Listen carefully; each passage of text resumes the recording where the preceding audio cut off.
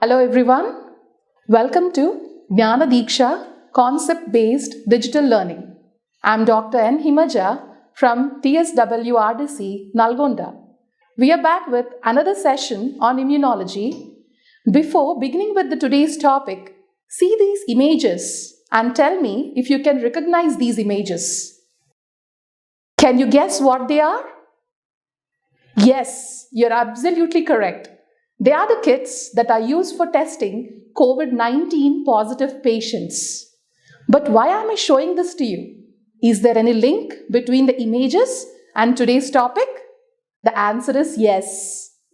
Did you ever imagine that these kits are developed based on immunological principles? Now a question arises. What is the principle behind them? Okay, we are coming to that. You are all well aware that whatever the body gets affected or whenever our body suffers from infection, our immune system starts producing antibodies to fight with it.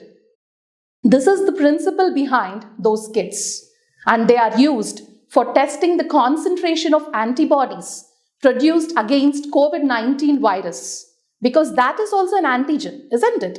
So it is attacking our body and our body is trying to in turn defeat it by producing antibodies.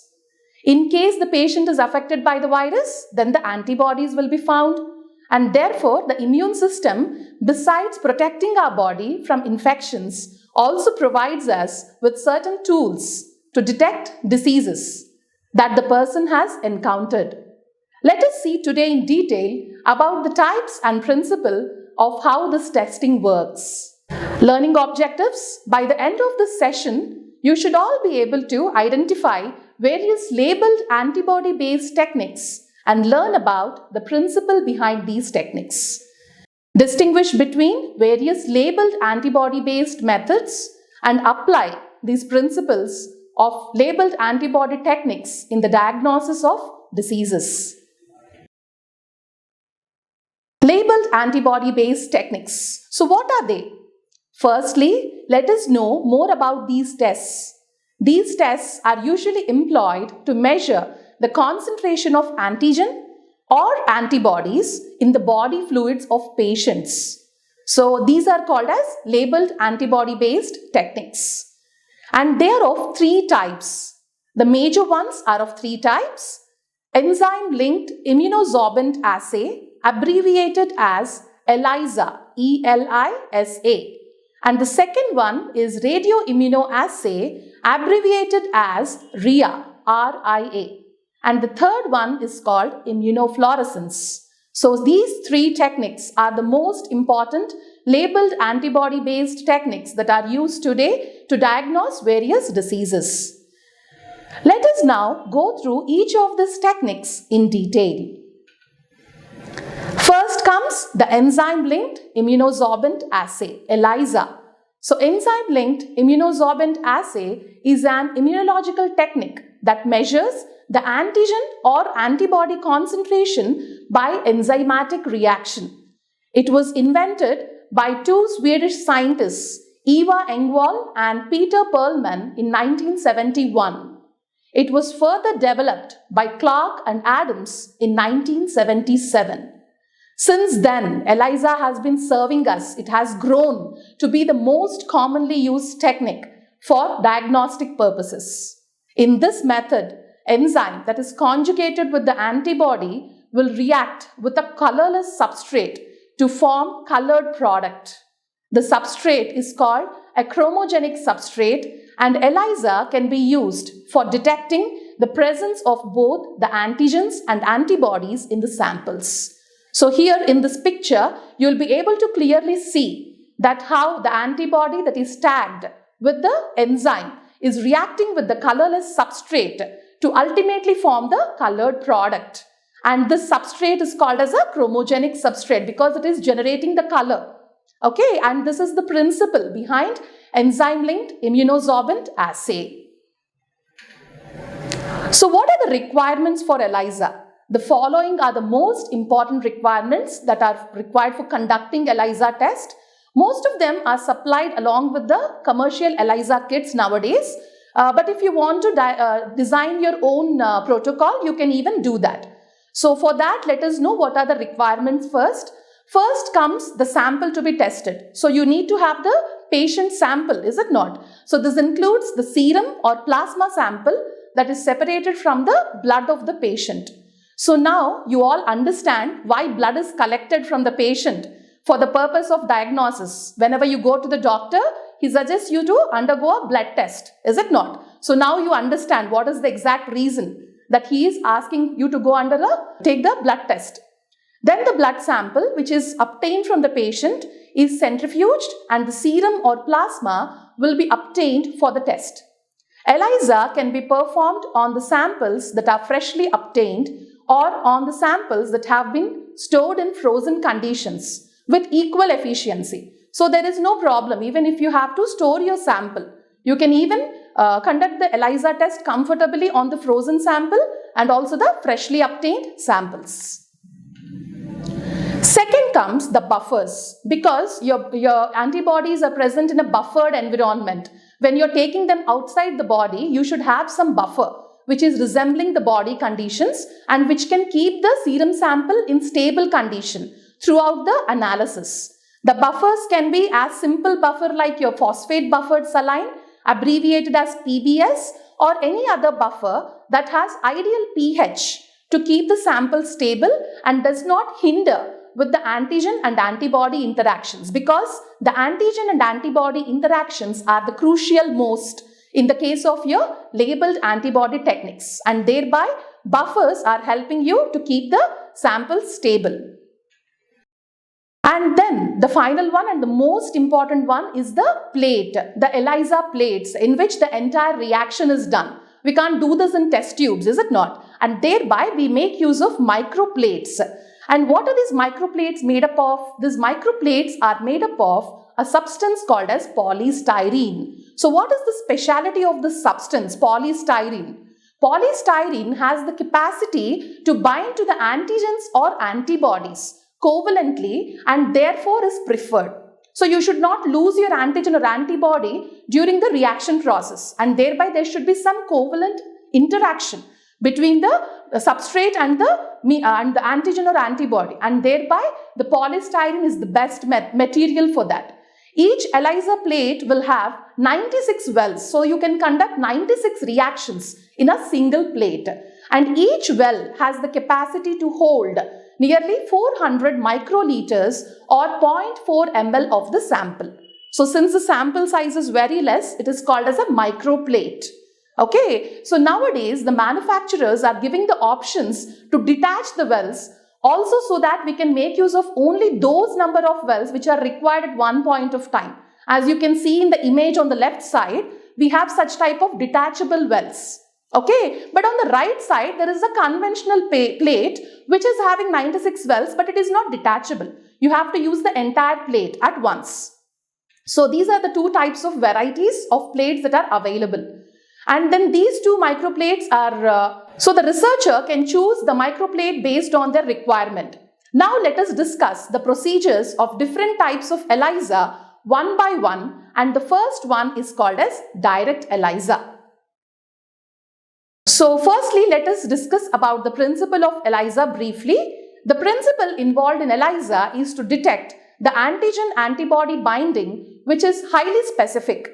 The enzyme attached to the antibody will be converting the colorless substrate to the colored product, as we have discussed before. The measurement of the colored product will help us to calculate the concentration of the antigen or antibody to be estimated.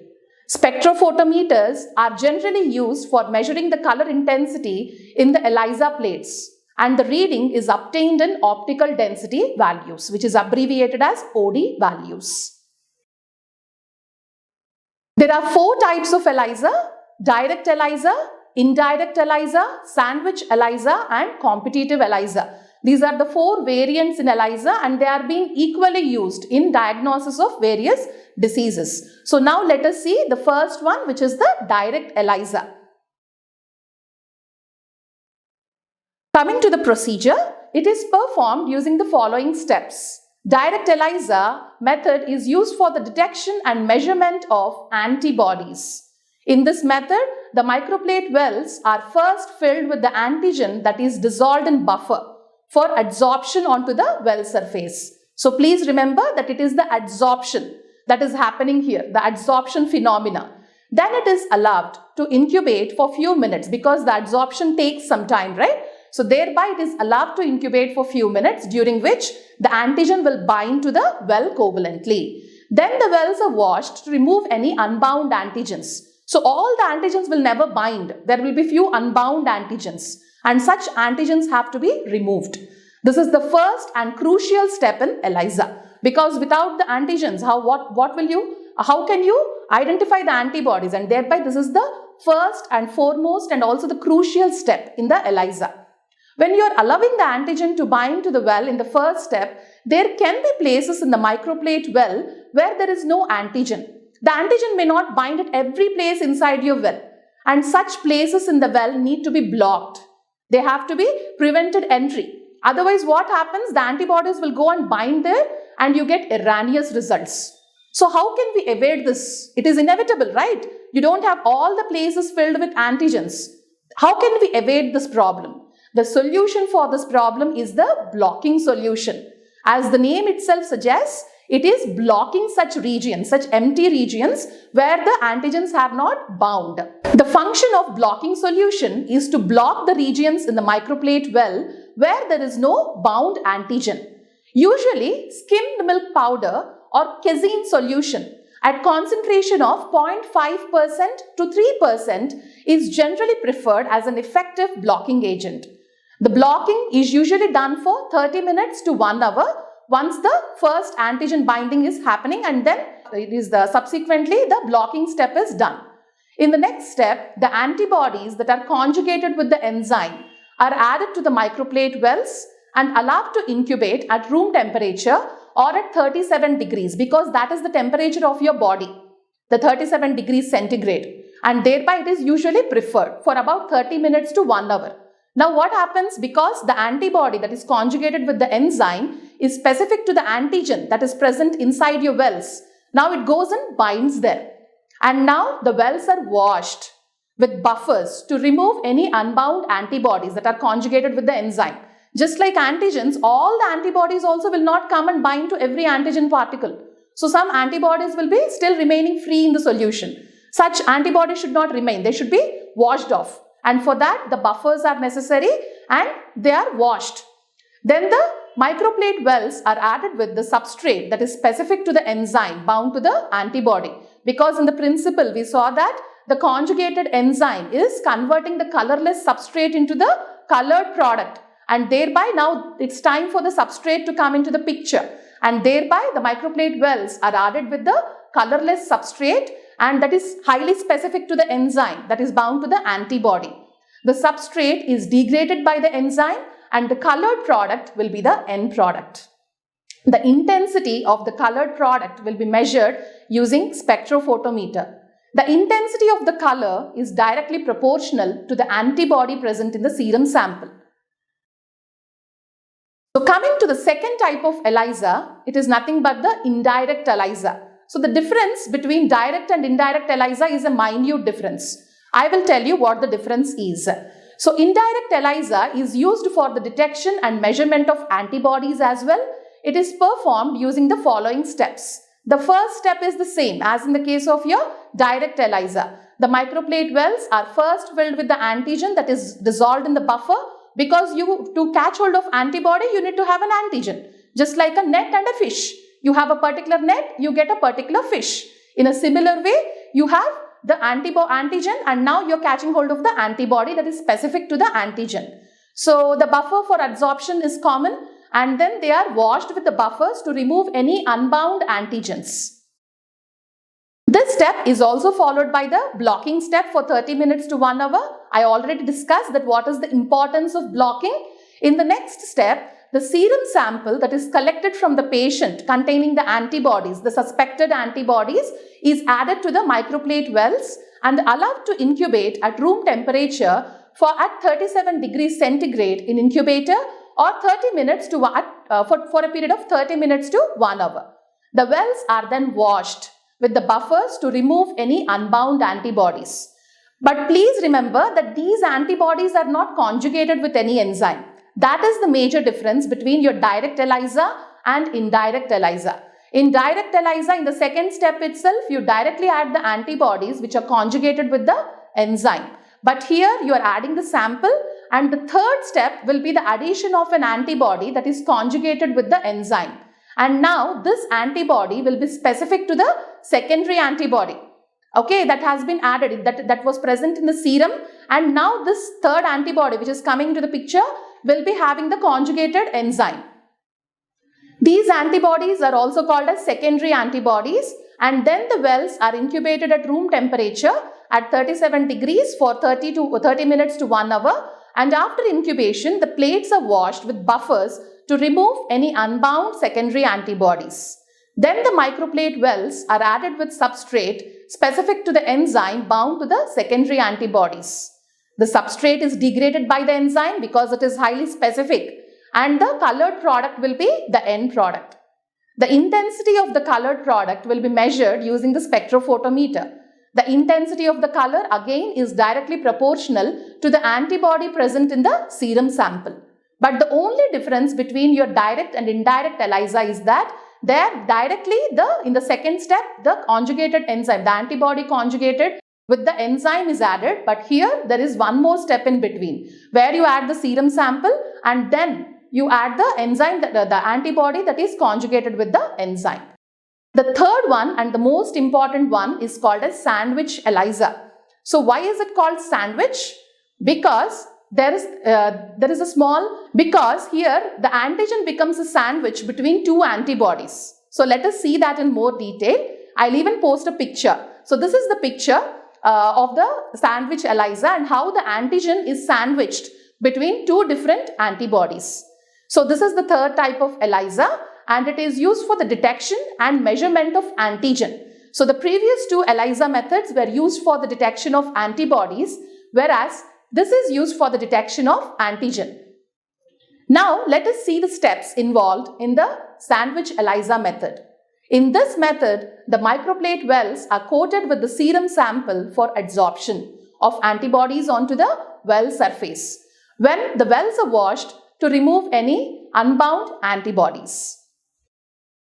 The wells are then added with buffer or sample containing antigen to form antigen-antibody complex. Then the plates are washed with buffers to remove any unbound antigens. The microplate wells are then added with enzyme-labeled secondary antibodies and incubated for 30 minutes to 1 hour at room temperature or at 37 degrees in an incubator. This results in the formation of the antibody, antigen and antibody sandwich. The plates are then washed with buffer to remove any unbound labeled antibodies, and in the next step the substrate is added, which is degraded as a result of action with the enzyme, resulting in a colored end product. The colored end product will be measured using the spectrophotometer and the values will be obtained in the optical density values. And this will be directly proportional to the concentration of the antigen that is present in the sample. Sandwich ELISA is of two types, direct sandwich and indirect sandwich. In the direct sandwich technique, the secondary antibody can be directly conjugated with the enzyme. Whereas indirect sandwich ELISA, the secondary antibody will be further bound with the enzyme conjugated antibody. Just like we saw the direct and indirect ELISA, the sandwich ELISA is also of two types, direct sandwich and indirect sandwich. So this is the major difference. There in the direct sandwich technique, the secondary antibody will carry the conjugated enzyme. Whereas in the indirect sandwich ELISA, the secondary antibody will be further bound by another enzyme conjugated antibody. This is the major difference. That is the only difference between your direct sandwich and indirect sandwich ELISA. Competitive ELISA. So as the name itself indicates, there is a competition. So where does this competition exist? Two specific antibodies, one conjugated with the enzyme and the other present in the test serum, are used. The primary antibody, and which is depicted in red color in the diagram, is incubated with the sample antigen. Then in the next step, the antibody antigen complexes are then added to the 96-well microplates, which are pre-coated with the same antigen to which the antibody is specific to. The unbound antibodies are removed by washing the plate, and the more antigen in the sample, the less antibody will be able to bind to the antigen, and hence the competition. The secondary antibody that is specific to the primary antibody and conjugated with the enzyme is then added. The substrate is added next, and the entire procedure is the same. Now the substrate will be broken down into a colored product and it will be measured using the spectrophotometer. For competitive ELISA, the higher the sample antigen concentration, the weaker the eventual signal. Please remember this. This is the difference between the other types of ELISAs and the competitive ELISA. The higher the sample antigen concentration, the weaker will be the eventual signal. Please don't think that it is directly proportional. Here there is a slight difference. So what are the advantages of ELISA? What has made this technique to be that famous? The first one is simplicity. Isn't it simple? When I was speaking to you, it was very simple. You just need to add one after the other in different steps. And then the sensitivity. The sensitivity means you can detect even up to microgram concentration of your antigen or antibody within a sample, and thereby the sensitivity is good. Then the third one is accuracy. Whenever you get a diagnostic report, you should be able to rely on it. There is no scope for mistake there, because you'll be treating the patient based on the report that you're getting, and thereby the accuracy is the most important thing in any type of method, diagnostic method. And ELISA is having very good accuracy. And the last one, despite having all these things, if it is hazardous, the person who is performing these tests will be at loss. He will be having a lot of health problems. To avoid that type of health problems, it should be less hazardous. And ELISA is not hazardous at all. In most of the cases, none of the chemicals are harming the person who are performing ELISA. And therefore, this method has become very famous. The second type of labeled antibody-based technique is radioimmunoassay. So the principle and all the rest of the things are similar when compared to your ELISA. The only difference is that instead of the substrate and enzyme reaction there, here we employ the radioactivity. So let us now discuss in more detail about this radioimmunoassay, which is abbreviated as RIA. So the name of the technique is derived because the principle involved in radioimmunoassay is radioactivity that is emitted by most of your radioactive isotopes. This technique was developed in 1960s by Burson and Yalow to detect hormone insulin, and it is now used for quantifying even very low quantities of polypeptides such as steroids, thyroid hormones, vitamin B12 with greater precision and accuracy.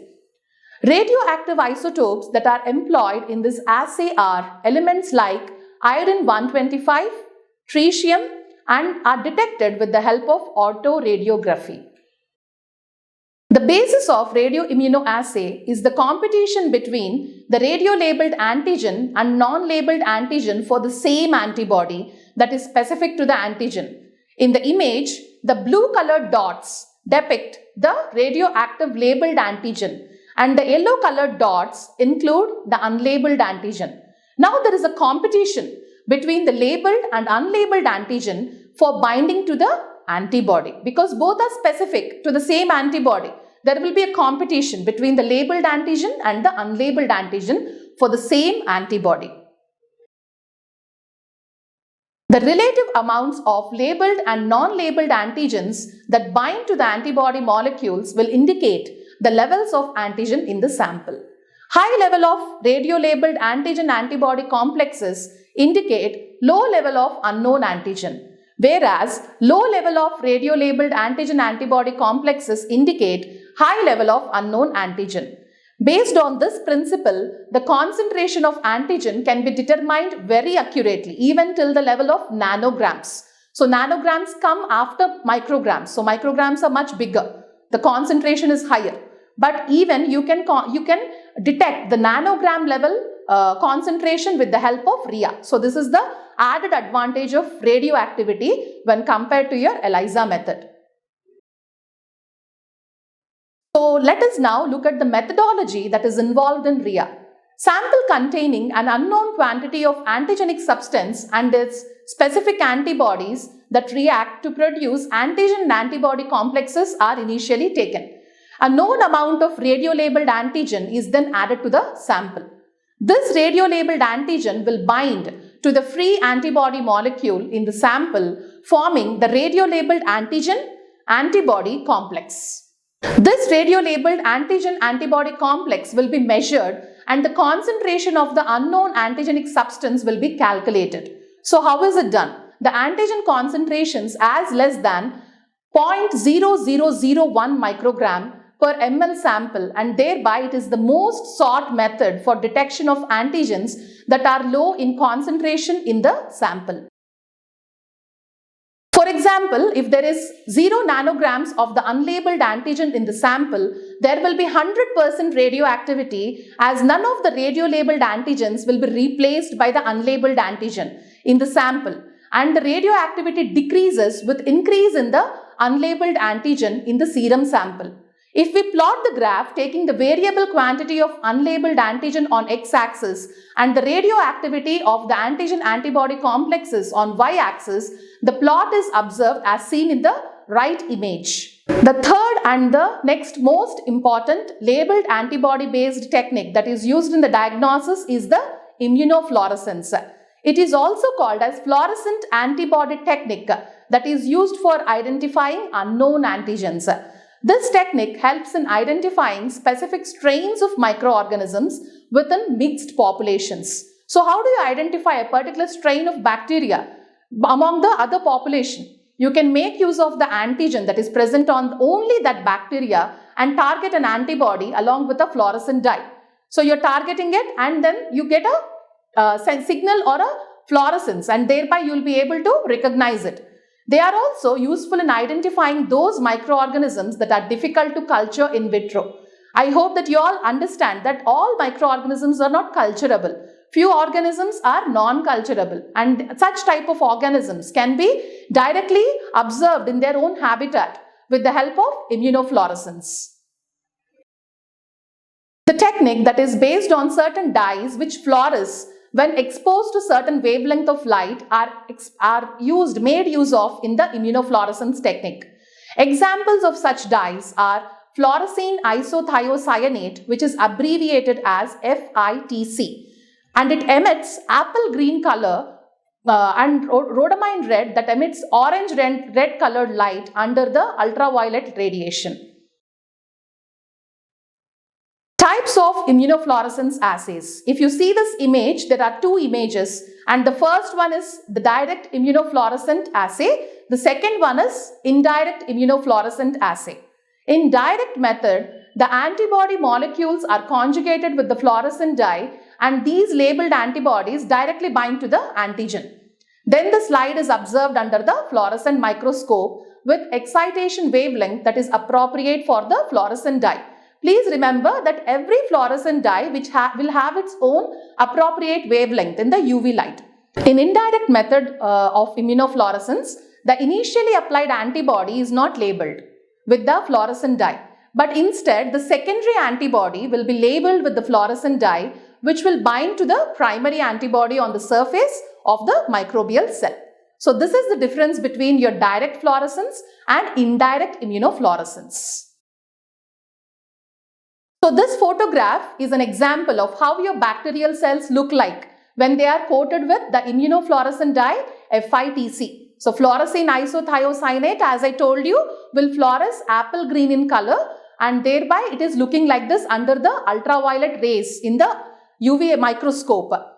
This photograph, the other one, was taken from my PhD thesis work, and we tried to estimate the effect of the treatment on the phagocytosis.